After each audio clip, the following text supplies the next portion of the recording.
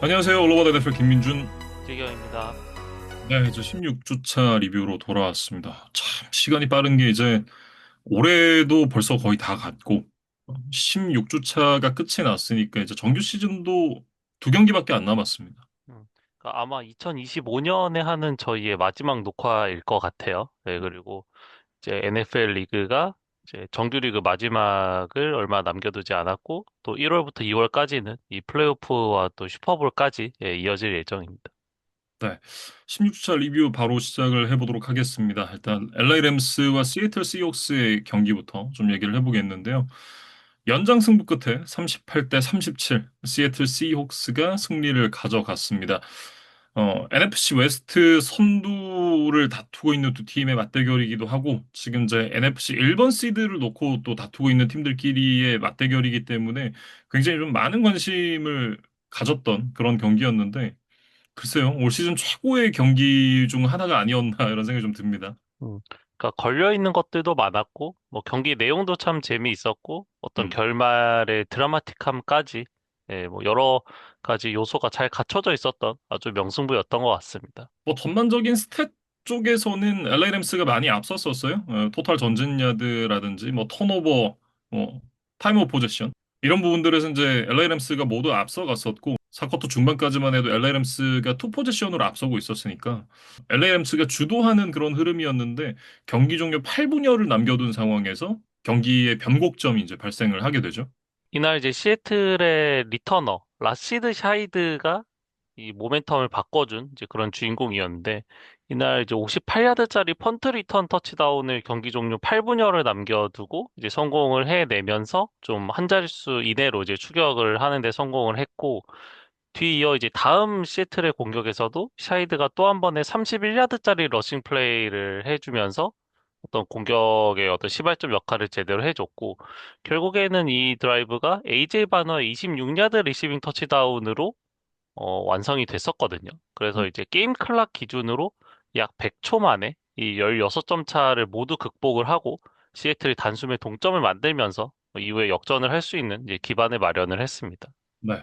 이후 이제 연장으로 들어간 상황에서 LA 램스가 먼저 푸카나코의 41야드짜리 리시빙 터치다운으로 리드를 잡았는데 시애틀 역시 잭슨 스미스 은지그바가 터치다운을 만들어내면서 또 터치다운으로 응수를 했고 이게 이제 3분 정도 남아있는 상황에서 다시 이제 공격권을 내주는 게 좀 불리한다고 판단을 했는지 시애틀 시옥스가 엑스트라 포인트가 아니라 투 포인트 컨버전을 선택을 하면서 이제 승부수를 던졌는데 결국 샘 다놀드의 패스가 에릭 소버트에게 연결이 되면서 투 포인트 컨버전이 성공이 됐고 결국 시애틀 승리로 경기가 마무리가 됐습니다. 그러니까 4쿼터 이후에 총 3번의 투포인트 컨버전 시도를 모두 성공을 한 거예요. 그러니까 이 음. 16점 차를 따라잡는 과정에서도 투포인트 컨버전이 이제 2번이 있었고, 이 마지막 연장전에서도 이 시애틀이 과감한 승부수를 던졌고 이것이 잘 통하면서 시애틀의 승리로 경기가 끝이 나고 말았습니다. 네. 시애틀 시옥스가 지금 이제 팬서스와의 경기 그리고 나이너스와의 경기 두 경기가 남아 있는 상황인데 이 두 경기를 모두 잡아내게 된다면 2014년 이후 11년 만에 NFC 1번 시드를 차지를 하게 되고요. 구단 역사상 이제 NFC 1번 시드로 플레이오프를 시작했었던 2005년, 13, 14년 모두 이제 슈퍼볼 진출까지 이뤄냈던 그런 기분 좋은 기억들이 있기 때문에 이 징크스를 또 시애틀 쪽에서는 기대를 하지 않을까라는 생각이 들고 뭐 남은 두 경기도 아마 전력 투구를 하지 않을까 싶습니다. 음. 그리고 반면에 이제 램스는 매튜 스태포드가 무려 457 패싱 야드에 3개 터치다운, 그리고 푸카 나쿠아가 12번의 캐치로 225 패싱 야드에 2개의 터치다운이라는 뭐 두 선수 모두 엄청난 괴물 같은 스탯을 뽑아냈습니다. 음. 하지만 글쎄요, 이날 이제 4쿼터 중반부터 어떤 승리의 신이 시애틀 쪽으로 미소를 짓는 것 같은 이제 그런 흐름 속에서 예, 결국에는 승리의 기운을 최종적으로 잡아오는 데는 실패를 했던 램스였습니다. 그러면서 이제 순위 경쟁을 하고 있는 시애틀 시옥스, 샌프란시스코 49어스가 이번 주 모두 승리를 가져갔거든요. 그러면서 램스가 16주차 종료 기준으로 6번 시드까지 내려가게 됐습니다. 계속해서 이제 1번 시드를 유지를 하고 있다가 이제 6번 시드까지 내려오게 됐어요. 그러니까 1번 시드를 차지하는 것이 뭐 최선책이라고 봐야겠죠. 음. 하지만 만약에 뭐 경쟁에서 약간 밀려서 이 와일드카드로 내려온다 하더라도 5번 시드라도 챙기는 것이 이제 차선책이라고 봐야겠어요. 그래야만 이제 상대적으로 전력이 약한 NFC 사우스 지구의 우승팀을 와일드카드 라운드에서 만날 수가 있거든요. 음, 근데 만약에 이제 16주차 종료 기준 이 6번 시드로 플레이오프를 시작을 하게 된다면 이글스 원정에서 첫 경기를 치러야 하는 램스예요. 네, 음, 물론 이제 다른 순위표가 바뀔 여지는 있습니다만 뭐 지금 기준으로는 이제 그렇다는 이야기입니다.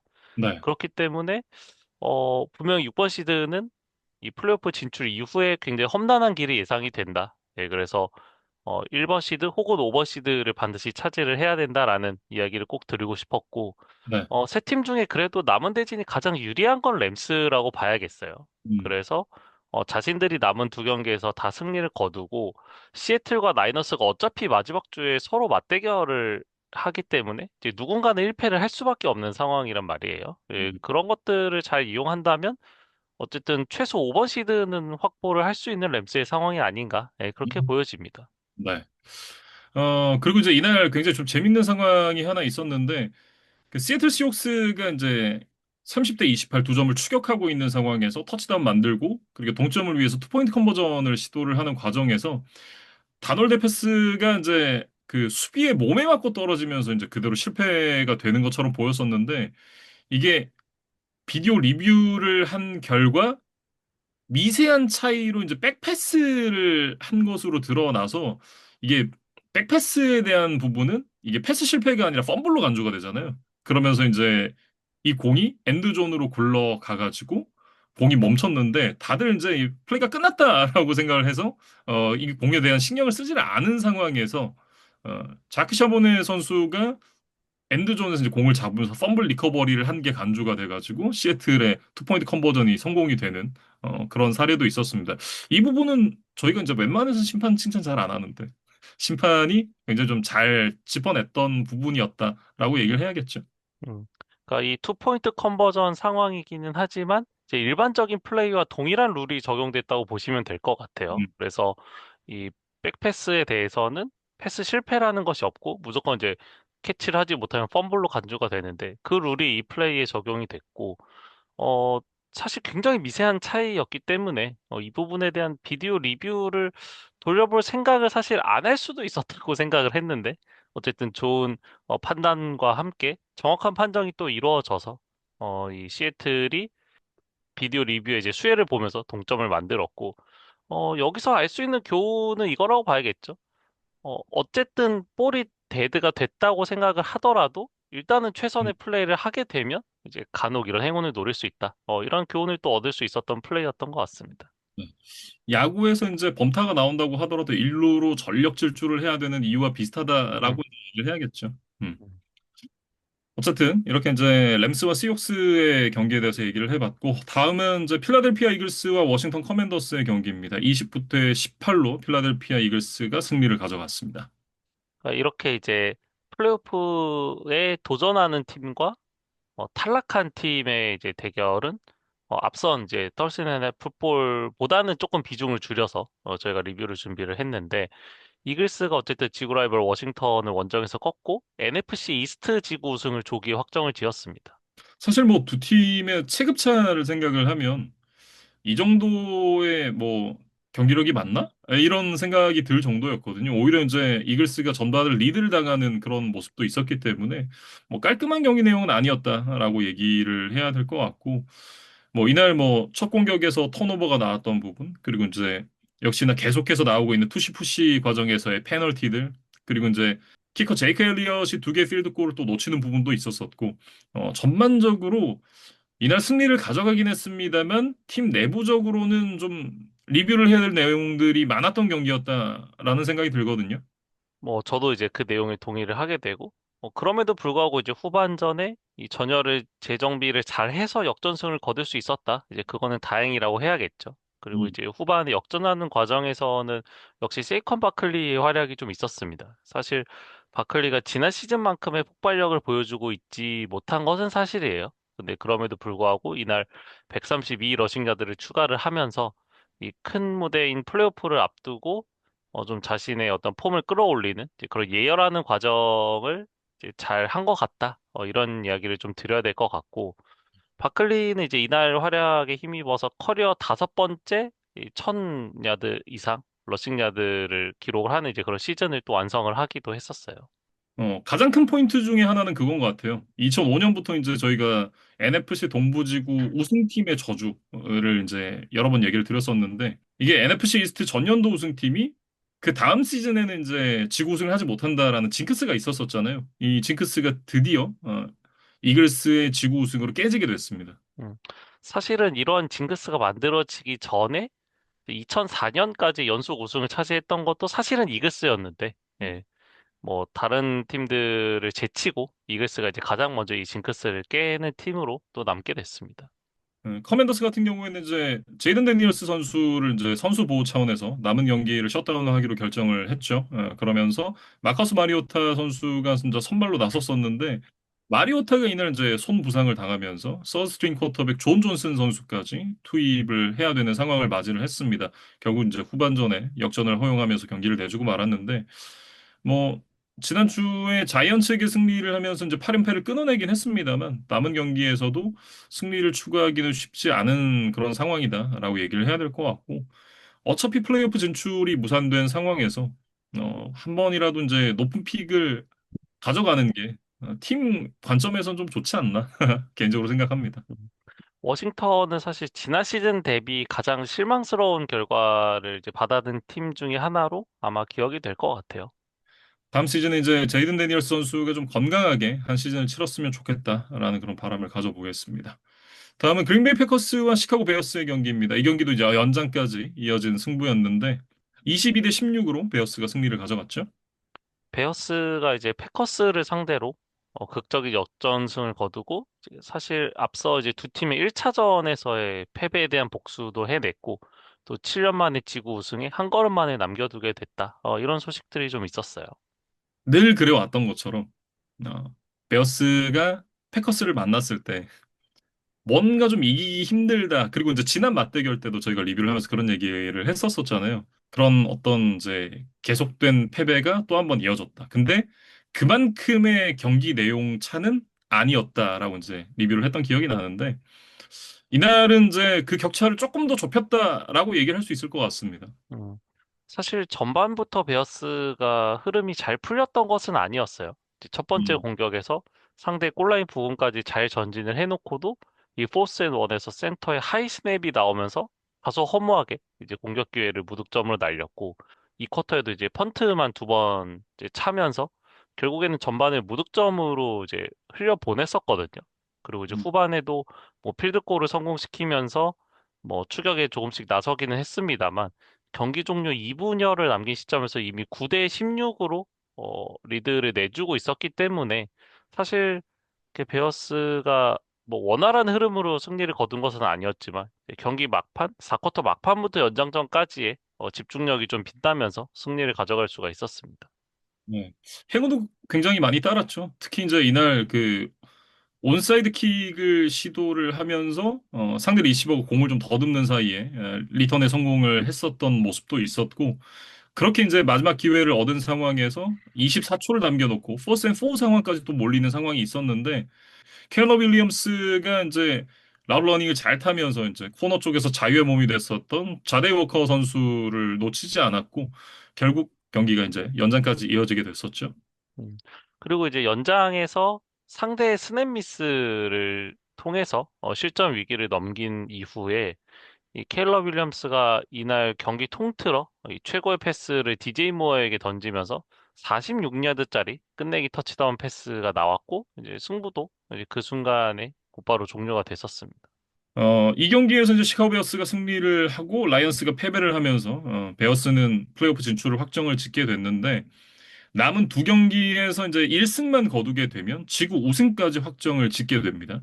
다만 이제 베어스도 좀 개선해야 될 부분이 있다면 역시 이제 페널티라고 봐야겠어요. 이제 이날도 팀 전체적으로 10개의 페널티로 105야드를 물러났는데 페널티 전체적으로 봤을 때도 한 리그 최다 7위 정도에 해당하는 그러니까 이런 좀 많은 승수를 거두고 플레이오프에 나서는 팀 치고는 굉장히 수치가 좀 안 좋았다. 이렇게 좀 이야기를 해야 될 것 같고 특히 이제 이날 경기 중에 자막으로도 나왔었는데 이 프리스냅 모션 상황에서의 페널티는 또 리그에서 가장 많은 팀이 이 베어스예요. 그래서 뭐 아무래도 여러 가지 이유가 있었겠죠. 이 벤 존슨 감독의 조금 복잡하고 창의적인 스킴을 이제 선수들이 따라가다 보니까 아직은 좀 시행착오를 겪고 있는 것이 아닌가라는 생각이 드는데 어, 장기적으로 내년 이후에는 더 개선이 되겠습니다만 당장 이제 이번 플레이오프만 생각을 하면 반드시 이런 부분들을 좀 고쳐야만 이 강팀들과의 어떤 한 끗 차이, 이 원 포지션 싸움에서 어떤 좀 흐름을 잃고 기회를 내주는 모습들이 좀 안 나오지 않을까? 네, 그런 생각들을 좀 해봅니다. 네. 패커스 같은 경우에는 이제 이 쿼터 중반에 쿼터백 조던 러브 선수가 강한 히트를 당하는 과정에서 컨커션 부상을 입으면서 이제 경기에서 이탈을 하게 됐고 남은 경기는 이제 백업 말리 윌리스가 치렀습니다. 말리 윌리스 선수가 지난 시즌에 이제 조던 러브 선수가 부상을 당하면서 경기를 좀 치렀었잖아요. 그 기간 동안 또 좋은 모습을 보여줬었고 조던 러브 선수가 올 시즌 내내 건강했기 때문에 경기력이 괜찮을 것인가 이런 부분에 대한 우려가 있긴 했습니다만 또 한 번 조던 러브의 공백을 잘 메워줬습니다. 음. 그러니까 기록적으로 봐도 이제 11번의 패스 시도에 9번의 성공, 121 패싱 야드에 1개 터치다운이 있었고, 또 러싱 야드도 44야드나 추가를 했었어요. 그래서 음, 적어도 이날 이 경기장에서 보여준 모습만으로 비교를 한다면, 조던 러브보다는 훨씬 더 몸이 가벼워 보였던 것이 이 말렉 윌리스였습니다.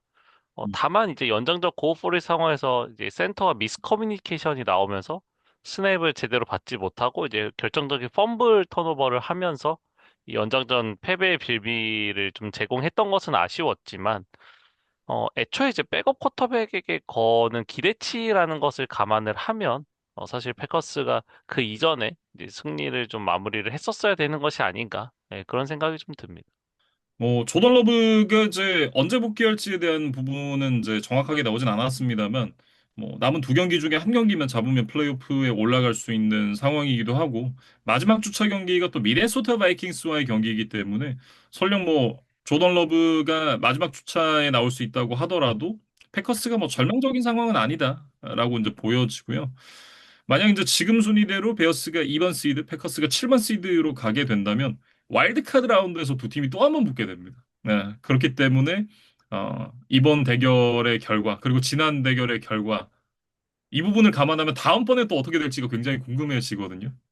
그러니까 만약 플레이오프 와일드카드 라운드에서 또 만난다면 글쎄요. 이번에는 베어스를 탑독으로 평가를 하는 것이 더 맞는 뭐 분석이 아닌가라는 생각은 들어요. 홈필드 어드밴티지도 있고, 뭐 마이카 파슨스의 어떤 부상 이탈이라던가, 그다음에 뭐 조던 러버가 나온다 하더라도 약간의 이제 컨디션 이슈도 있을 수 있고, 뭐 여러 가지를 감안하면 이제 베어스가 조금 더 유리하다는 생각은 들지만, 사실 어떤 이 지구 라이벌 간의 단판 승부는 참 여러 가지 변수가 있기 때문에 베어스 입장에서도 좀 껄끄러운 상대가 되지 않을까라는 생각은 듭니다.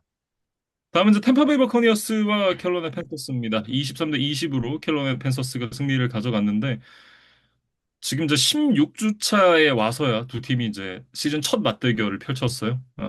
버커니어스와 팬서스의 시즌 첫 번째 맞대결에서 팬서스가 승리를 가져가면서 2017년 이후 첫 플레이오프 진출에 또 한 걸음 팬서스가 다가섰습니다. 음.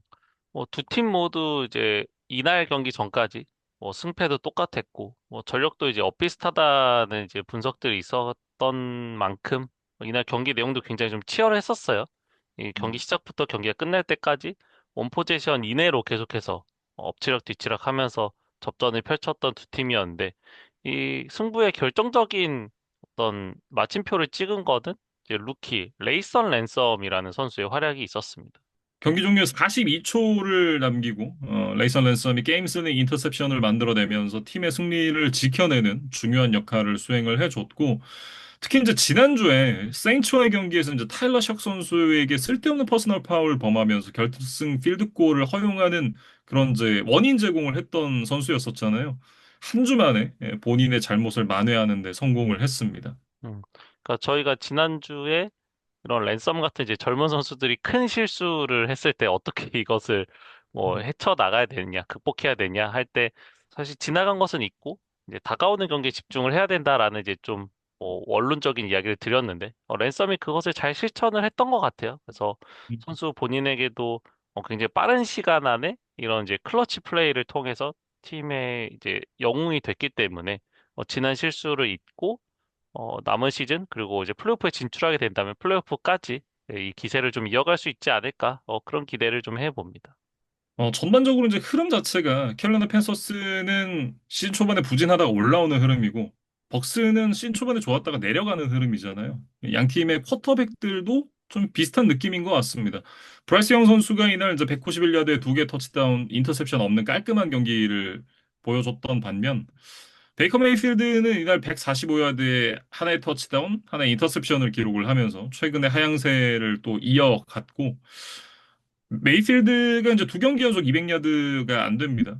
이런 부분들이 벅스에게는 좀 걱정거리 내지는 고민거리일 수 있겠다라는 생각이 들고 그리고 이제 올해 신인 공격 선수 후보로 올라와 있는 두 선수가 있죠. 테터라 맥밀란 그리고 이제 에메가 에그부카 이 두 선수가 또 오펜시브 루키 오브 더 이어 경쟁을 하고 있는데 여기서도 이제 테타로와 맥밀란 선수가 73야드에 터치다운 하나를 기록을 하면서 또 한 번 자신이 강력한 오펜시브 루키 오브 더 이어 후보임을 증명을 했던 반면 에메카 이그부카 선수는 이제 40야드짜리 캐치 하나를 만들어내긴 했습니다만 그 캐치가 유일한 캐치였고 어쨌든 이제 경쟁자인 팀에게 못 미치는 성적을 기록을 하면서 또 한 번 아쉬움을 남기게 됐습니다. 음.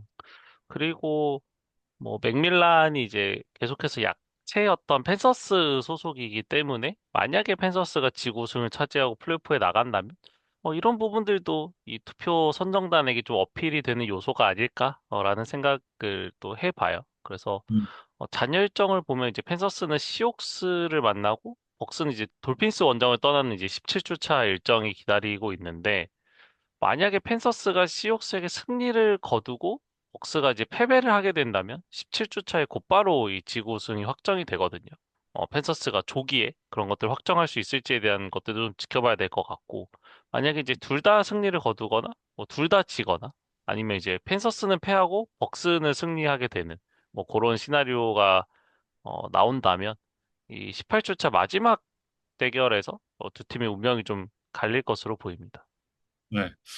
위너 텍스 올 경기가 될 텐데 이 경기가 이제 레이먼드 제임스 스타디움에서 펼쳐지게 될 예정이거든요. 그래서 개인적으로는 마지막 경기에서 좀 승부가 갈리면 어떤가 이런 음. 기대를. 음. 그러니까 벅스는 뭐 이날 1차전에서 아쉽게 패하긴 했습니다만 2차전 이제 또 자신들의 홈에서 열리기 때문에 어떻게든 18주 차까지 이 경우의 수를 좀 끌고 가는 게 중요해 보여요. 네, 다음 경기로 넘어가 볼까요? 버팔로 빌스와 클리블랜드 브라운스의 경기로 넘어가 보겠습니다. 23대 20으로 빌스가 승리를 가져갔는데 빌스가 이제 브라운스 원정에서 선취점을 내줬습니다만 상대 턴오버를 잘 이용해서 역전승을 거두는데 성공을 했습니다. 음. 이날 이제 게이브 데이비스라던가 키온 콜먼 같은 이제 리시버 자원들이 이제 부상으로 결장을 했고 쿼터백 조시 앨런도 사실 경기 중에 이제 발부상을 당하면서 온전한 컨디션으로 경기를 끝마치지는 못했어요. 음. 그럼에도 불구하고 이제 러닝백 제임스 쿡이 44야드짜리 러싱 터치다운을 포함해서 134 스크리미지 야드에 두 개의 러싱 터치다운으로 이제 이날의 1옵션 역할을 제대로 해줬고 수비에서는 이제 그렉 로소가 2.5개의 색을 기록을 하면서 주요한 순간마다 상대의 공격 흐름을 잘 끊어줬습니다. 그리고 이제 현지 시간으로 다음날 열렸던 이 먼데이 나잇 풋볼에서 콜츠가 라이너스에게 패하면서 빌스의 플레이오프 진출이 이번 16주 차에 최종적으로 확정이 되는 이제 그런 소식들도 있었어요. 브라운스 같은 경우에는 이제 강팀 빌스를 상대로 나름 좀 대등한 경기를 펼치긴 했습니다만 뒷심이 좀 부족했다라고 얘기를 해야 될 것 같고 시즌 중반을 넘어가면서 이제 섀도우 샌더스 선수가 계속해서 기회를 받고 있는데 처음 데뷔전을 생각을 하면 많이 늘었다라는 느낌이긴 하죠. 점점 더 리그에 적응을 하고 있는 모습이긴 하지만 아직은 부족하다라는 것도 확인할 수 있었던 경기이긴 했습니다. 이날 인터셉션도 두 개가 있었고 또 결정적인 순간에 색을 얻어맞는 그런 모습들도 있었고 그러면서 이제 역전까지는 좀 이어가지 못했던 모습이었는데 아직까지는 물음표라고 좀 봐야 될 것 같아요. 그러니까 뭐 브라운스의 전력을 생각하면 사실 샌더스가 지금 엄청난 모습을 보여주기가 현실적으로 어려운 것은 맞습니다.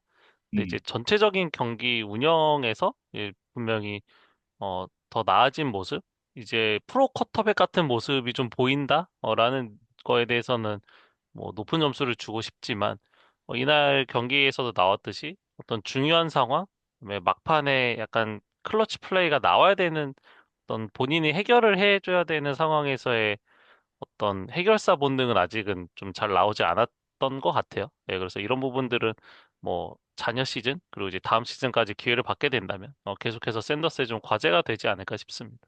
그리고 이제 마일즈 게러 선수가 이날 반개색을 추가를 했습니다. 그러면서 이제 시즌 전체로 놓고 보면 22색을 기록을 하게 됐는데 이제 두 경기가 남아 있는 상황에서 한 개의 색만 추가를 하게 되면 이제 마이클 스트라인과 TJ 왓이 기록하고 있는 22개 반의 단일 시즌 색 기록을 뛰어넘을 수가 있습니다. 특히나 이 기록을 저는 이제 다음 주에 세우게 되면 마이클 스트라인과 비교를 하더라도 같은 조건에서 더 많은 색을 기록을 하게 되는 거잖아요. 그래서 다음 경기에 이제 기록을 할 수 있느냐가 굉장히 좀 궁금해요. 음. 그러니까 분명히 뭐 동료 선수들 포함해서 마일즈 게럿도 좀 이 기록에 대한 의식을 많이 하고 있지 않을까 싶어요. 예, 음, 어쨌든 브라운스가 지금 뭐 플레이오프에 올라갈 수 있는 상황은 아니기 때문에 이 게럿의 어떤 기록을 위해서 동료들이 또 힘을 내줘야 될 것 같습니다. 네. 다음은 이제 LA 차저스와 달러스 카우보이스의 경기입니다. 34대 17로 LA 차저스가 승리를 가져갔는데요. 차저스가 이제 댈러스 원정을 떠나서 후반전에 상대를 무득점으로 묶는 데 성공을 하면서 승리를 거뒀습니다. 몇 주 전에 입었던 이 왼쪽 손 부상을 계속해서 지금 안고 뛰고 있는 이 저스틴 허버트인데 이 허버트가 이날도 이제 보호대를 차고 경기에 나섰어요.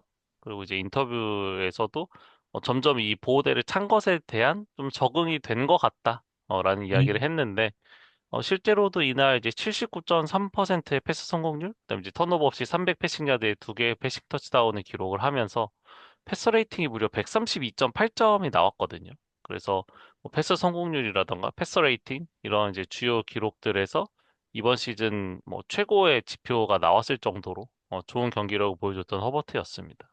네. 리시버 퀸틴 존스톤 선수도 104 리시빙 야드 리시빙 터치다운 하나를 기록을 했는데 특히 이제 터치다운 장면에서 만들어냈었던 이제 원핸드 캐치가 굉장히 인상적이었어요. 음.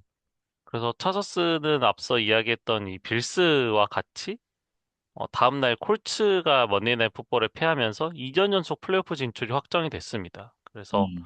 2년 연속 뭐 플레이오프 진출은 좀 흔한 기록 아닌가라고 이제 생각을 하시는 팬분들도 계시겠지만 차저스에게는 좀 특별했던 것 같아요. 이 필립 리버스의 차저스 커리어 초창기였던 2006년부터 2009년까지 이때 이제 차저스가 4년 연속으로 플레이오프에 진출을 한 적이 있었는데 그 이후로 2년 연속 플레이오프에 올라간 것이 이번 이제 24년, 25년이 처음이라고 해요. 그래서 이 차저스 프랜차이즈에게는 또 의미 있는 기록, 또 LA로 이전한 이후에는 또 첫 번째 기록이기 때문에 굉장히 의미가 있을 것 같고, 아직 저스틴 허버트 시대에 들어와서 플레이오프 승리가 없는 차저스이기 때문에 이번 시즌 반드시 좀 플레이오프에서 승리를 거두고 이제 더 높은 곳으로 올라가고 싶은 열망이 좀 강하지 않을까 그런 생각이 듭니다. 이번 주에 이제 덴버 브론코스가 패배를 했기 때문에 두 팀의 격차가 한 경기로 좁혀졌습니다. 앞서 이제 양 팀의 1차전에서 차저스가 승리를 거뒀었거든요. 이제 마지막 주차에 또 맞대결이 남아있는 상황이기 때문에 차저스가 남은 두 경기를 모두 승리를 하게 되면 자력으로 또 지구 우승을 확정할 수 있는 그런 상황이기도 해요. 음. 그래서 뭐 남은 두 경기도 이 플레이오프 진출 확정 여부와는 상관없이 아마도 이제 최선을 다하지 않을까 그런 생각이 들고 이미 탈락이 확정된 상태에서 경기를 치른 댈러스 같은 경우는 이날이 이제 시즌 홈 최종전이었거든요. 근데 이제 아쉽게 패하면서 이 홈팬들 앞에서 유종의 미를 거두는 데는 좀 실패를 하고 말았습니다. 네. 뭐 조지 피켄스가 130 리시빙 야드의 터치다운 하나를 기록을 하면서 활약을 했던 걸 제외하고 나면 뭐 특별하게 눈에 띄는 선수가 없었다라고 얘기를 해야 될 것 같고 브라이언 쇼텐하이머 감독이 이제 첫 시즌을 플레이오프 실패로 마무리를 짓게 됐잖아요. 아마 어, 긍정적인 부분도 나름 있었기 때문에 에, 바로 이제 감독을 교체를 하는 그런 움직임을 가져가지는 않을 거예요. 다만 뭐 선수단의 어떤 변화나 이런 부분들은 좀 많이 있지 않을까 싶은데 일단 뭐 피켄스와 연장 계약 이 부분이 어떻게 될지가 좀 중요해 보이고 뭐 수비 쪽에서의 어떤 보강들 이런 부분도 좀 필요해 보이는 댈러스 카우보이스입니다. 음. 그리고 이제 다음은 잭슨빌과 덴버의 경기인데 34대 20으로 원정팀 잭슨빌이 대승을 거뒀습니다. 네. 제교스가 이제 이날도 승리를 하면서 연승 숫자를 6으로 늘리는 데 성공을 했죠. 첫 두 드라이브가 3아웃으로 끝났는데 트레버 로렌스가 그 이후에 이제 갑자기 또 살아나기 시작하면서 279야드에 패싱 터치다운 3개, 러싱 터치다운 하나를 기록을 하면서 팀을 승리로 이끌었습니다. 이게 그냥 뭐 다른 팀도 아니고 올해 뭐 리그 정상급의 수비를 보여주고 있는 팀 중 하나인 덴버 브론코스를 상대로 만들어냈다라는 게 굉장히 의미가 있지 않나라는 생각이 들고 특히나 이제 로렌스가 최근 경기 들어서 좋은 모습들을 여러 차례 보여주긴 했습니다만 이날 한정으로는 뭐 MVP 퍼포먼스였다라고 얘기를 해도 과언이 아닐 것 같아요. 음. 그러니까 리암 코엔 감독이 이제 올해 잭슨빌에 부임을 하면서 로렌스도 이제 대학 시절에 봤던 기대치를 이제 조금씩 충족해 나가고 있는 과정이 아닌가. 물론 올해의 활약만으로는 뭐 여전히 좀 뭐 부족하다는 생각을 스스로도 하겠지만 어쨌든 프로에 와서 사실 그렇게 지금 커리어가 순탄치 않았던 로렌스 입장에서는 이제 올해의 어떤 약간의 반등은 분명히 좀 고무적인 소식이 아닐까 싶습니다. 거품이다라는 평가들이 많았는데 뭐 저는 개인적으로 리암 코엔 감독이 본체라고는 생각을 하지만 그래도 그 안에 잠재되어 있던 데케이드급 재능들이 이 리암 코엔 감독의 손에 의해서 꺼내지고 있다라는 느낌을 개인적으로 좀 받고요. 그러면서 이제 이 최근 9경기 연속 25 플러스 득점, 그리고 7경기 연속 30 플러스 득점을 기록을 하고 있는 재규였습니다. 8주차 이후로 이제 17개의 패싱 터치다운을 트레버 로렌스가 기록을 하고 있는데 같은 기간 동안 매튜 스태포드에 이어서 2위에 올라 있거든요. 앞서도 말씀드렸듯이 이제 리암 코엔이 본체지만 그래도 이제 트레버 로렌스가 본인의 재능을 좀 꽃피우는 그런 시즌이 되는 것 같다라는 생각을 해봅니다. 음. 그리고 이제 시즌 중에 이 레이더스로부터 트레이드를 통해서 이 리시버 자코비 마이어스를 영입을 하면서 어떤 순위 경쟁에 좀 박차를 가했던 제기였는데 이 선택이 지금까지는 굉장히 좋은 결과로 이어지고 있다는 생각이 듭니다. 네. 저도 이제 이 변화의 흐름을 만들어내준 사람 중에 하나가 자코비 마이어스라고 생각을 하거든요. 어, 실제로 이제 그 상승세 무드에 박차를 가해줬다라는 말에 저도 동의를 하고, 실제로 마이어스가 합류를 하면서 라우트를 타는 그 다른 선수들이 같이 오픈이 되는 경우들이 더 많아졌어요. 그러면서 이제 팀의 경기력이 올라온 부분이 적지 않다라는 생각이 들고, 팀에서도 이제 그런 공로를 인정을 해서 자코비 마이어스에게 3년 6천만 달러 연장 계약을 맺어줬습니다. 그중에 이제 4천만 달러가 보장이니까 3분의 2가 보장이 되는 계약이에요. 어쨌든 이 자코비 마이어스 영입을 통해서 뭐 트레버 로렌스, 트레버 이티엔, 이 자코비 마이어스까지 잭슨빌이 좀 믿을 만한 이 공격진 핵심 코어들이 좀 완성된 것이 아닌가 그런 생각이 들고 어쨌든 이제 장기 계약을 또 시즌 중에 맺은 만큼 마이어스도 조금 더 높은 동기부여를 가지고 자녀 시즌에 임하지 않을까? 팀에 조금 더 충성도가 올라가지 않았을까? 예, 그런 생각이 듭니다. 그리고 이제 수비 쪽에서도 두 개의 턴오버를 만들어내면서 승리에 또 힘을 보태는 그런 모습들이 있었고, 이날 이제 제규어스가 승리를 하고, 앞서 이제 말씀을 해주셨듯이 먼데이 나잇 풋볼에서 콜츠가 나이너스에게 패배를 하면서 제규어스도 플레이오프 진출을 확정을 짓게 됐습니다. 음. 콜츠가 참 여러 팀을 행복하게 해줬다. 뭐 그런 이제 먼데이나잇 풋볼의 결과가 있었고 브론코스 같은 경우는 이제 11연승이 이날 패배로 좀 마감이 됐다는 것이 이제 가장 아쉬운 소식이겠죠. 그래서 음, 보닉스가 뭐 353 패싱 야드에 한 개 터치다운을 기록하긴 했습니다만 인터셉션에 이제 펌블까지 직접 범하면서 이제 턴오버가 두 개가 있었고 결국에는 좀 트레버 로렌스에 비해서는 좀 아쉬운 경기력이 나오면서 이날 패배를 받아들일 수밖에 없었습니다. 네. 수비 쪽에서도 이제 그동안 단단했던 수비, 특히나 이제 레드존에서의 터치다운 허용률이 거의 뭐 30%대 중반이었으니까 굉장히 좋은 레드존 수비를 보여주고 있었던 덴버 브론코스였는데 이날은 그 단단했던 레드존 수비가 무너지면서 경기를 좀 어렵게 가져갈 수밖에 없었습니다. 첫 네 번의 레드존 진입에서 모두 터치다운을 허용을 하고 말았고 특히나 이제 최근에 계속되고 있는 빅플레이어용 문제들이 이날 또 겹치면서 많은 실점으로 이어지고 말았거든요. 그래서 뭐 이날 한 경기의 부진만으로 뭐 덴버의 수비가 큰일 났다. 뭐 이런 얘기를 할 필요까지는 없겠습니다만 음, 어쨌든 이제 중요한 플레이오프 무대를 앞두고 좀 전력을 재점검을 해야 한다는 좀 그런 미션을 받은 경기가 아니었나 싶어요. 그래서 덴버 입장에서 이날 패배는 이제 굉장히 쓰라리겠지만 어쨌든 수비진의 전체적인 전력을 좀 재점검할 수 있는 좋은 기회로 좀 삼아야 되지 않을까 싶고 그리고 이날 이제 덴버의 리시버 팻 브라이언트 선수가 이제 크게 충돌을 한 이후에 카트에 실려서 경기장을 떠나는 모습이 있었거든요. 그래서 음, 좀 큰 부상, 장기 부상으로 이어지지 않을까에 대한 좀 걱정이 있었는데 어, 일단은 이제 컨커션 판정을 받았고 그 이상의 심한 부상은 아니라는 이제 진단은 받았어요. 그래서 어쨌든 브라이언트가 이제 프로토콜을 잘 통과를 하고 좀 빨리 복귀를 하면 좋겠다. 그런 생각이 좀 들었습니다. 네. 일단은 이제 좀 확고한 1번 시드를 가져갈 것으로 보였었던 덴버 브론코스가 이제 패배를 하면서 이제 1번 시드의 경쟁이 조금 더 이제 치열해질 전망인데 여전히 브론코스가 가장 유리합니다. 남은 칩스와 차저스의 경기를 모두 승리를 하게 되면 자력으로 1번 시드를 확정할 수 있는 상황이거든요.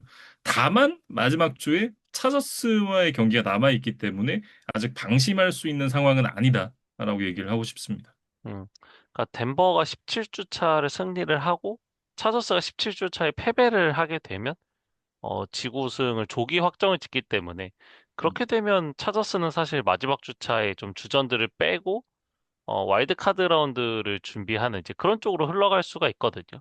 만약에 이제 그런 상황을 만들 수 있다면 덴버가 조금 더 편안하게 AFC 1번 시드를 차지할 수 있지 않을까? 그런 것이 지금 덴버가 꿈꾸는 가장 이상적인 시나리오일 것으로 보입니다.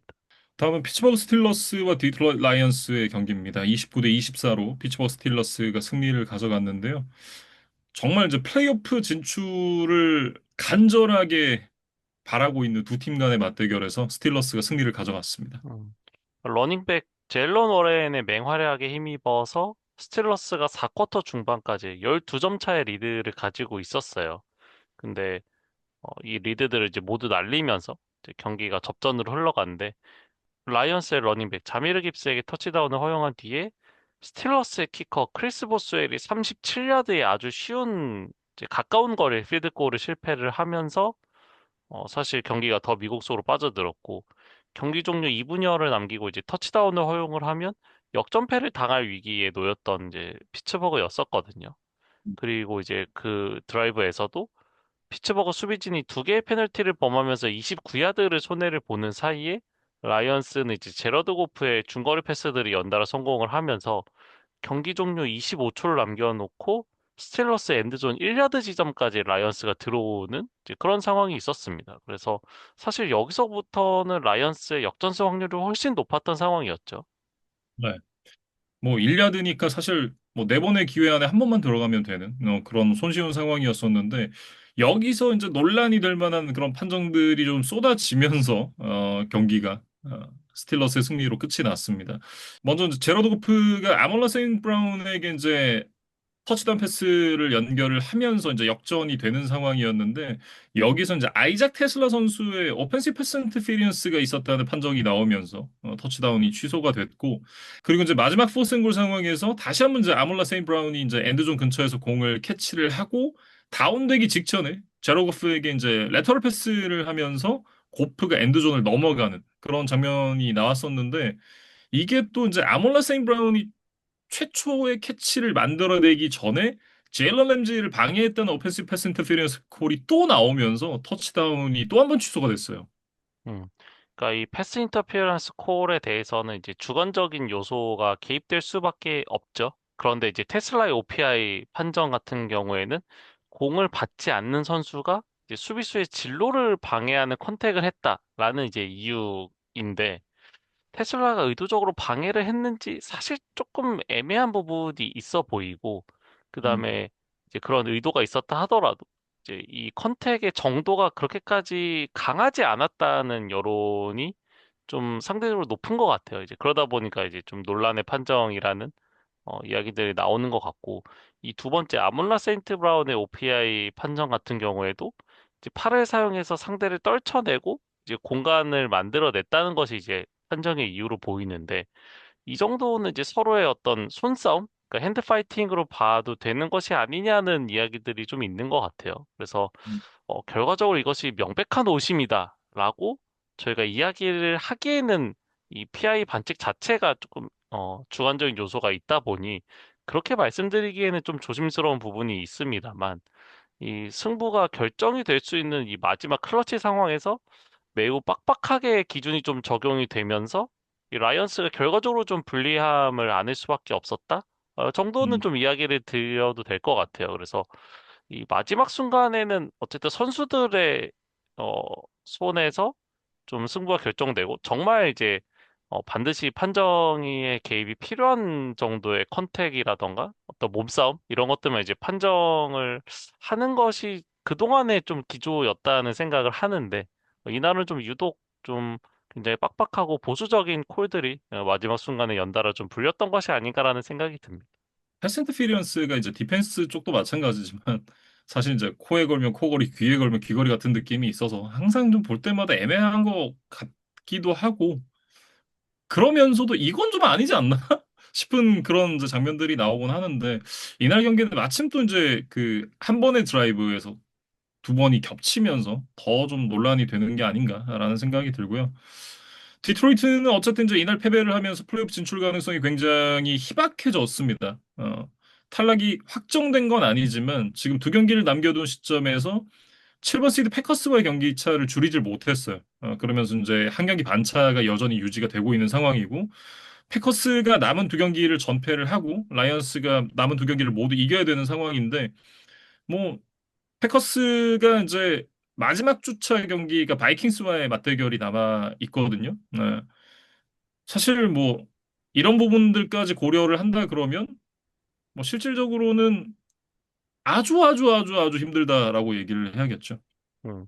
그러니까 단순 경우의 수 계산만 하더라도 이제 16분의 1의 확률이라고 봐야 되는데 어떤 남은 대진까지 고려하면 5% 미만이 아닐까라는 생각이 들고 이 벤 존슨 코디네이터의 이탈도 있었지만 전체적인 팀 스탯으로 보면 이제 공격 쪽보다는 이제 수비 쪽에서의 지표 저하가 좀 눈에 띄었던 시즌이었던 것 같아요. 그리고 이제 패커스, 베어스와 이제 전력이 좀 비슷해진 상황에서 상대적으로 더 강팀들을 많이 만날 수밖에 없었던 이 라이언스의 스케줄이 결국에는 조금 더 불리한 위치에 놓이는 좀 요인이 아니었나 그런 생각도 좀 들었습니다.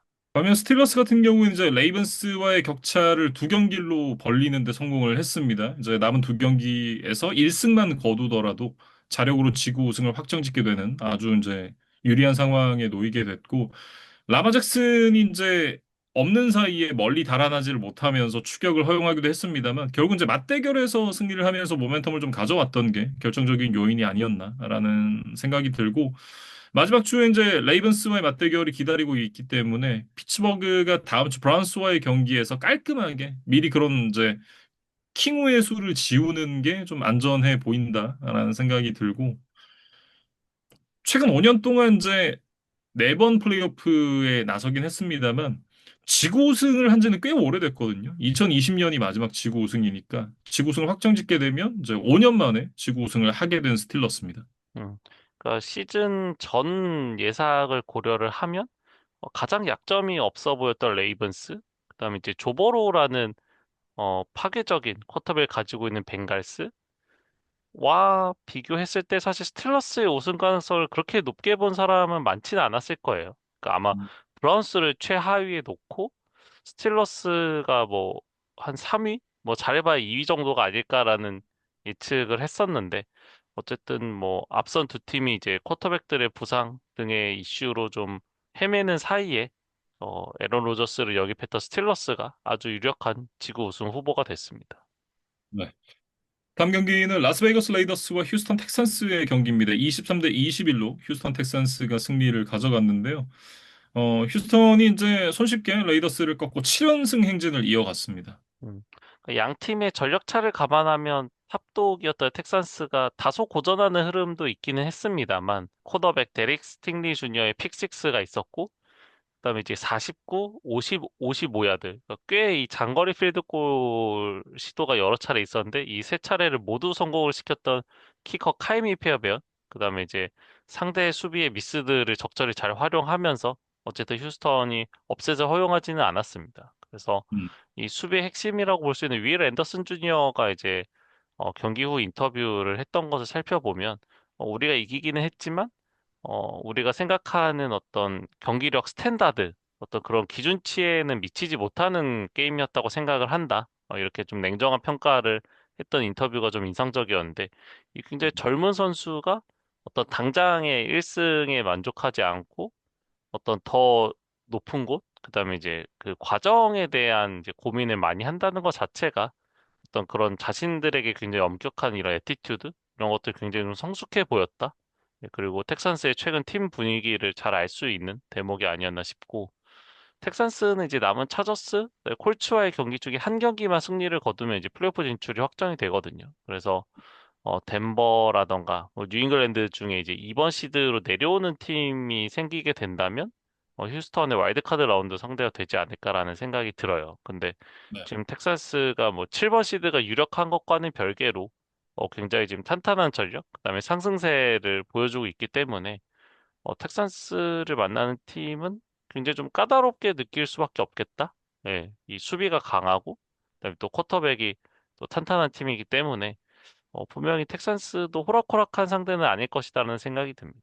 레이더스가 이제 애쉬튼 전티 선수가 51야드짜리 러싱 터치다운을 포함해서 128 러싱 야드를 달렸고 60야드짜리 리시빙 터치다운까지 기록을 하면서 이제 맹활약을 했습니다만 결국 이제 팀이 패배를 하면서 이 활약이 빛이 바래고 말았습니다. 그리고 이제 이날 결정적인 좀 페이는 그 사쿼터에 나왔던 이제 수비의 두 번의 패스 인터피리언스 반칙이 아니었나라는 생각이 드는데 첫 번째가 이제 레이더스 진영 25야드 지점에서 서드앤의 상황이었는데 로니 존슨 주니어가 이제 니코 콜린스를 막는 과정에서 페널티가 불리면서 스타 2야드 지점에서 퍼스트 앤 골로 이제 그게 또 이어졌거든요. 그러면서 결국 이제 터치다운을 허용을 하고 말았고 또 한 번 이제 추격점을 낸 뒤 그 다음 수비에서 상대 진영 7야드 지점에서 서든 20 상황이었는데 사실 여기서만 잘 막아냈더라고 하면 뭐 충분히 또 시간을 갖고 역전을 한번 노려볼 수 있는 상황이었음에도 여기서 데리언 포터의 디펜시브 인터페리언스가 또 한 번 나오면서 결국 공격권을 돌려받지 못하고 그대로 경기가 끝나는 그런 포인트가 되고 말았습니다. 그래서 레이더스가 지금 벌써 2승 13패죠. 그래서 이번 시즌 리그 전체 최하위에 가까운 성적을 기록을 하고 있고 이제 다음 주에 똑같이 2승을 기록하고 있는 이 자이언츠와의 대결이 있습니다. 그래서 아마도 이 두 팀의 대결에서 패한 팀이 다음 음, 시즌 드래프트 전체 1번 픽을 가져가지 않을까라는 생각이 듭니다. 어둠의 슈퍼볼이죠. 네, 다음 경기로 넘어가 보겠습니다. 뉴잉글랜드 페이트리어츠와 볼티모어 레이번스의 썬데이 나잇 풋볼 28대 24로 뉴잉글랜드 페이트리어츠가 승리를 가져갔는데 저는 냉정하게 좀 운빨로 이긴 경기였다. 물론 이제 뭐 운도 실력이다라고 저희가 얘기를 하긴 합니다만 제가 좀 운빨로 이긴 경기였다라고 생각을 하고 이 쿼터 막판에 이제 라마 잭슨 선수가 등부상으로 이탈을 하지 않았더라면 저는 솔직히 졌을 가능성이 훨씬 더 높다고 생각해요. 뭐 그럼에도 불구하고 이 패츠가 4쿼터에 극적인 역전승을 만들어냈고 이제 그 과정에서 또 드레이크 메이의 활약이 있었기 때문에 메이가 분명히 이번 시즌 MVP 후보 자격이 있다는 거를 다시 한번 또 보여줬던 그런 경기이기도 했다는 생각입니다. 네. 이날은 이제 뭐 380야드에 두 개의 터치다운, 인터셉션 하나를 기록을 하면서 개인 커리어 처음으로 300 플러스 패싱 야드를 기록을 했고, 경기 종료 한 5분 정도를 남겨놓고 89야드짜리 역전 드라이브를 이끌면서 또 팀의 귀중한 1승을 더해줬죠. 스테펀 딕스도 이제 9개의 캐치, 138야드를 기록을 하면서 본인의 몫을 다해줬는데, 러싱이 좀 힘들었어요. 21야드짜리 역전 러싱 터치다운 라몬드르 스티븐슨이 만들어내긴 했습니다만 이날 러싱 공격 자체가 원활하지 않았고 특히 트레비언 앤더슨 선수가 이날 컨커션 부상으로 경기 도중에 빠지면서 러싱이 더 어려웠었어요. 그리고 이제 수비 같은 경우에는 이제 상대 마지막 투미닛 드라이브에서 최종적인 재역전을 허용할 여지도 있었는데 여기서 이제 음, 펌블을 유도를 하면서 승리를 잘 지켜낼 수 있었습니다. 그래서 음. 여기서 이제 켈레본 체이손이라던가 뭐 리커버리를 해냈던 마커스 존스 이런 선수들의 또 수훈이 있었어요. 네. 다만 이제 수비 쪽에서도 171 러싱 야드에 3개 러싱 터치다운을 허용을 했기 때문에 런 디펜스는 반드시 좀 수정이 필요하지 않나라는 생각이 드는데 일단 뭐 로버트 스필레인 선수와 밀튼 윌리엄스가 이제 IR에서 또 돌아오잖아요. 이 두 선수가 부상에서 돌아오게 되면 조금 좀 나아지지 않을까라는 생각이 들고 뭐 승리는 하긴 했습니다만 냉정하게 이런 경기력이라면 플레이오프에서 와카딱으로 끝날 가능성 굉장히 높다. 이거보다는 조금 더 나은 그런 모습을 보여줘야 된다라는 생각이 드는데 이게 러싱 공격이 안 되고 런 디펜스가 안 되면 그라운드 게임은 아예 상대에게 내주고 시작을 하는 거잖아요. 이러면 이제 플레이오프에서 솔직히 1승하기 쉽지 않죠. 뭐 그럼에도 불구하고 어쨌든 패트리어츠는 이날 승리를 통해서 플레이오프 진출이 확정이 됐습니다. 그래서 음. 2021년 이후에 4년 만에 이첫 번째 플레이오프 진출이고 만약 뭐 지금 이제 높은 확률이긴 하지만 지구 우승까지 이제 추가로 확정을 하게 된다면 2019년 이후에 또 6년 만에 지구 우승을 하게 돼요. 개인적으로 굉장히 좀 기대를 하고 있는데 어떻게 될지는 잘 모르겠습니다. 이제 레이븐스 얘기로 좀 넘어가면 앞서도 말씀드렸듯이 라마 잭슨 선수가 경기 도중에 등 부상으로 이제 이탈을 했습니다. 그러면서 이제 백업 타일러 헌틀리 선수가 나왔는데 헌틀리가 안정적으로 경기 운영을 잘했습니다. 10개 패스 시도 중에 9개 성공, 65야드를 기록을 하면서 안정적인 경기력을 보여줬고 이날 데릭 헨리가 18번의 캐리로 128야드 전진하면서 또 2개 터치다운을 만들어냈죠. 거의 뭐 레이븐스가 그라운드 게임을 지배했다라고 얘기를 해도 과언이 아니었고 제이 플라우스 선수도 이제 84 리시빙 야드에 한 번의 캐리 18야드짜리 러싱 터치다운을 만들어내면서 러싱 터치다운도 추가를 했었거든요. 전반적으로 이제 러싱 공격 자체가 굉장히 좋았다라고 얘기를 할 수 있을 것 같고 다만 이제 수비 쪽에서 11점의 리드를 지켜내지 못하면서 역전을 허용했던 부분 이 부분 때문에 이제 플레이오프 진출이 굉장히 어려워졌는데 레이븐스가 이제 패커스와의 17주차 경기를 이기고 스틸러스가 브라운스 원정에서 패배를 해야만 18주차 맞대결에서 플레이오프 진출 가능성이 열리게 되거든요. 어, 레이븐스 입장에서는 기적이 필요하다. 뭐 이렇게 얘기를 해야겠죠. 음. 그래서 뭐 만약에 이번 시즌 레이번스가 플레이오프에 가지 못한다면 뭐 현지에서는 이제 라마 잭슨이라던가 하바 감독에 대한 어떤 교체를 해야 되는 것이 아니냐 뭐 이런 이야기까지 나오고 있더라고요. 그래서 레이븐스가 아직 시즌이 끝나지 않았지만 반드시 음, 플레이오프에 진출을 해야 하는 하나의 이유가 더 생기지 않았나 그런 생각이 들고 만약 실패를 한다면 오프 시즌이 꽤나 좀 시끄러울 수도 있겠다라는 생각이 듭니다. 네. 그리고 이제 또 하나 이제 이건 팬으로서 좀 덧붙이자면 1번 시드를 패치가 가져가지 못할 거라면 저는 차라리 5번 시드로 내려가는 게 좋다고 생각을 해요. 이게 왜냐하면 지금 그 와일드카드 스팟에 올라와 있는 팀들이 일단 뭐 차저스, 빌스 이 두 팀 확정을 지었고 이제 마지막 한 자리가 이제 텍산스가 가져갈 가능성이 굉장히 높아졌잖아요. 그렇다라고 하면 2번 시드를 가져가는 장점이 하나도 없습니다. 차라리 5번 시드로 가서 와일드카드로 가면 그러면 피츠버그 스틸러스를 붙게 되거든요. 그게 차라리 좀 더 가능성이 있지 않나. 저는 음, 개인적으로 생각을 하는데 그건 이제 또 별개의 문제고 어쨌든 지구 우승을 하는 게 야, 기분이 훨씬 더 좋긴 하겠죠. 음. 그리고 이제 홈필드 어드밴티지라는 변수도 있고 음, 만약에 이제 와일드카드를 뚫고 올라갔을 때는 또 어쨌든 상위 시드에 있는 게 여러모로 유리하기 때문에 여러 가지를 고려하면 일단은 지구 우승을 위해서 음. 최선을 다하지 않을까라는 생각은 듭니다. 네, 일단 1번 시드의 가능성이 열려 있는 상황이기 때문에 아마 남은 경기를 최선을 다해서 치르지 않을까라는 생각이 듭니다.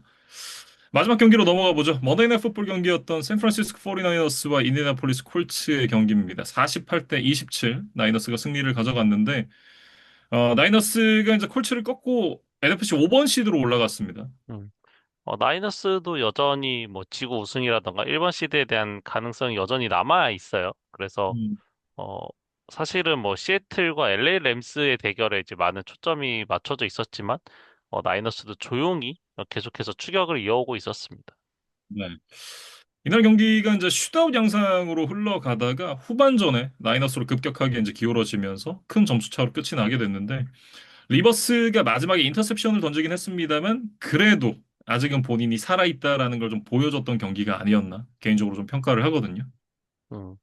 그래서 리버스가 영입된 이후에 콜츠가 이제 2연패를 당하기는 했지만 사실 리버스는 기대보다 그 이상의 활약을 좀 해주고 있는 것 같아요. 이제 오히려 네, 다른 쪽에서 콜츠가 경기가 잘 풀리질 않으면서 연달아 좀 패배가 쌓이고 있는 모양새입니다.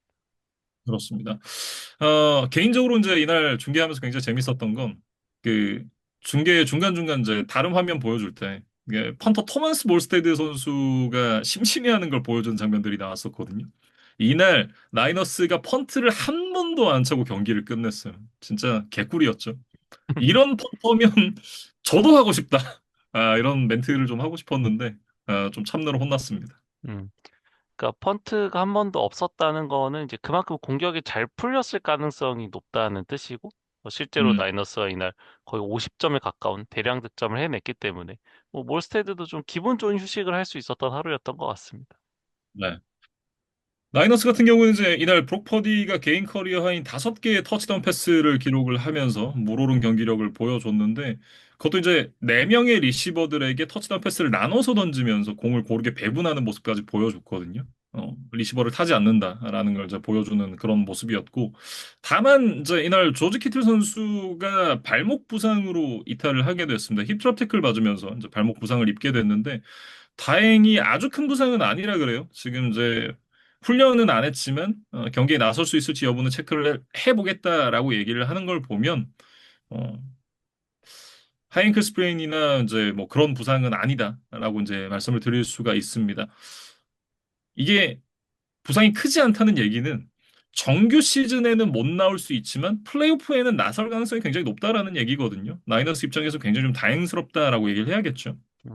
그러니까 뭐 올해도 그렇고 이제 최근 몇 년간 나이너스의 성적이 좋지 않을 때는 늘 좀 부상이 뒤따랐었거든요. 어쨌든 음, 건강하기만 하다면 여전히 이제 리그 최고의 스타들을 다수 보유한 나이너스의 전력은 뭐 그 어느 팀도 무시할 수 없는 뭐 팀이라고 생각이 돼요. 그래서 어쨌든 키틀이 뭐 정규 시즌에 빨리 돌아오는 것도 중요하겠지만 어쨌든 플레이오프의 100% 컨디션을 좀 맞추는데 일단은 좀 집중을 해야 될 것 같습니다. 네. 수비 쪽에서는 네, 로버트 살라가 조정을 좀 잘 가져갔다라고 얘기를 해야 될 것 같은데 전반에 이제 존 커버리지를 좀 많이 썼습니다. 그러면 존 커버리지를 상대로 필립 리버스가 굉장히 좋은 활약을 보여주니까 후반에는 맨 커버리지를 늘리면서 이제 콜츠의 공격을 막아냈거든요. 역시는 이제 살라가 수비 장인이라고 불리는 이유가 있다라는 생각이 들고 지금 이제 플레이오프 진출을 확정을 지은 상황이지만 앞서 말씀해 주셨듯이 1번 시드에 대한 가능성이 열려 있는 나이너스이기 때문에 남은 경기들에 대한 동기부여가 확실하게 남아 있습니다. 지금 램스와의 타이브레이커에서 앞서고 있고 그리고 이제 시옥스와도 동률이 된다면 타이브레이커에서 앞서기 때문에 나이너스에게도 남은 경기들 최선을 다할 그 유인이 충분하게 있는 상황인데 다만 이제 남은 경기에서의 상대가 베어스와 시옥스 플레이오프 진출을 하는 팀들과의 경기이기 때문에 쉽지만은 않을 것이다. 다만 만약에 나이너스가 1번 시드를 확보를 하게 된다면 올해 슈퍼볼이 리바이 스타디움에서 펼쳐지게 되기 때문에 전 경기 홈필드 어드밴티지를 가지게 되거든요. 이거는 굉장히 좀 또 하나의 큰 동기부여가 될 수 있지 않나 그런 생각을 해봅니다. 그러니까 자신들의 홈구장에서 슈퍼볼이 열린다는 거를 뭐 팬들과 구단 그리고 선수들도 모두 잘 알고 있을 테니까 반드시 그 무대에 오르고 싶은 열망이 뭐 다른 팀들보다 더 있지 않을까 싶어요. 그래서 나이너스도 이제 남은 두 경기, 그다음에 이제 플레이오프에서도 어떤 모습을 보여줄지 좀 기대를 해봐야 될 것 같습니다. 네. 콜츠는 사실 이제 경기 전에 조나단 테일러 위주로 공격을 풀어가지 않을까라는 그런 이제 예상을 했었는데 뚜껑 열어보니까 리버스가 첫 패스부터 이제 딥볼을 이제 시도를 하면서 이날 패스를 굉장히 열심히 던질 것이다라는 걸 좀 예고를 했는데 리버스가 회춘 모드를 보여주면서 굉장히 경기를 잘 끌어갔습니다.